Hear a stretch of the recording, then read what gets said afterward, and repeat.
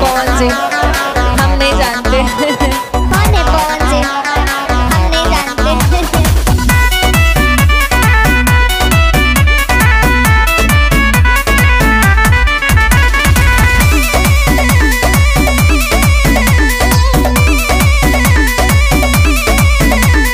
Tattoo छपा के ते छा गईले, सबके नजरिया में आ गईले।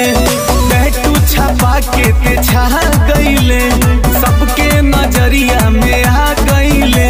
हर मुहावा रे मुहावा पान खइबे।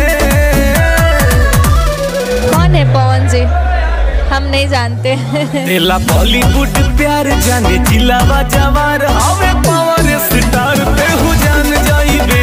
बड़े नया नया आइल मिट जाई तोर धाधाइल भैया हीरो पवन के ते जान जाइबे।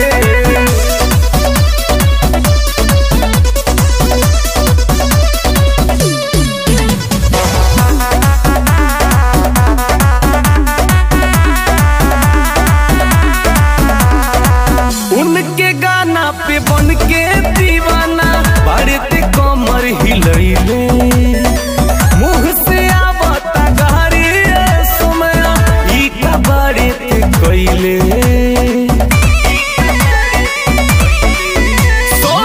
उनके गाना पे बन के दीवाना बड़े ते कमर हिलैले। मुँह से आवता गारी सुमया ई का ते बड़े कइले। एक बेर कहत की आवता भागल जाइबे। कौन है पवन जी?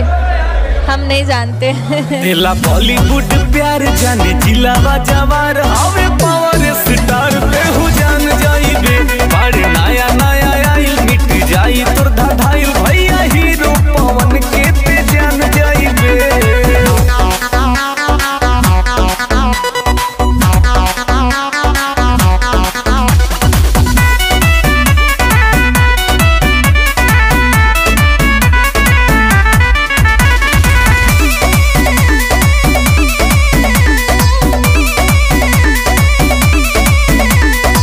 तोहरा खानी कतना जानी मने मने करस प्यार रे।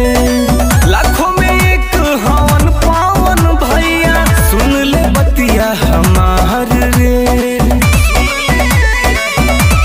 सुना रे तोरा खानी कतना जानी मने मने करस प्यार रे।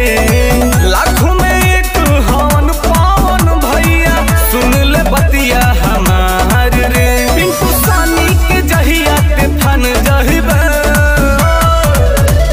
कौन है पवन जी? हम नहीं जानते। दिला बॉलीवुड प्यार जाने जिलावा जवार हवे पावर स्टार पे हु जान जाइबे। बारिश नया नया आइल मिट जाई तोर धाधाइल भैया हीरो पवन के ते जान जाइबे। पवन सिंह हूँ बेटा, मूड बनने में थोड़ा टाइम लगता है।